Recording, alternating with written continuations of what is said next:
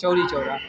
क्या समस्या है? क्यों? समस्या ये है, हम अपने माताजी के साथ नगर पंचायत कार्यालय पे चौरी चौरा गए थे अपने मकान की चौहद्दी प्रमाणित कराने के लिए। उस समय चेयरमैन हमारे सन्नी जायसवाल जी नगर पंचायत कार्यालय पे बैठे थे। हमारी माताजी अपना पेपर मकान के चौहद्दी के लिए गई थी, कहीं कि हम अपने मकान के चौहद्दी प्रमाणित कराना, कहें ठीक है पेपर दीजिए। पेपर देखने के बाद उन्होंने हमारे साथ कहें कि ये पेपर प्रमाणित नहीं होगा। हमारी माताजी को पेपर फेंक दिए और फाड़ दिए, बोले प्रमाणित नहीं होगा। और उसके बाद इन्होंने बदतमीजी के साथ व्यवहार किया और कहा कि ये मकान हम पहले से ले चुके हैं और इस मकान को प्रमाणित नहीं करेंगे। तो हमने कहा क्यों आप मकान कैसे आप ले लिए, ये मकान हमारा है। इन्होंने कहा ये मकान डी की है, ये मकान हम पहले से ले चुके हैं। इसी बात को लेकर उनमें कहा सुनी हो गई। हमने कहा सर ये मेरा मकान है, आपका मकान नहीं है, हम उस मकान में रहते हैं।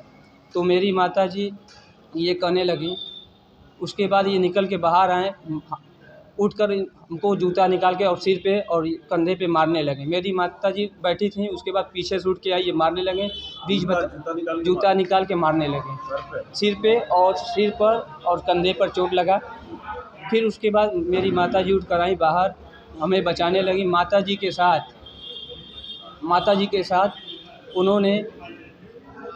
उन्होंने धक्का देकर गिरा दिया।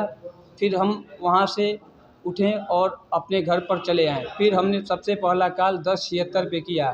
फिर वहाँ से 112 नंबर की गाड़ी आई। फिर थाने पे हमको बुलाया गया, तो हम फिर थाने पे अपने एप्लीकेशन दिए। फिर वहाँ से एप्लीकेशन दिया गया अपने खिलाफ़ कि हमें मारा गया है और बुरी तरह से मारा गया, मेरी माँ को भी ढकेल दिया गया है। हम अपने माताजी को एप्लीकेशन देकर फिर तहसील दिवस चौरी चौरा CO साहब से मिले, वहाँ पे भी एप्लीकेशन दिए।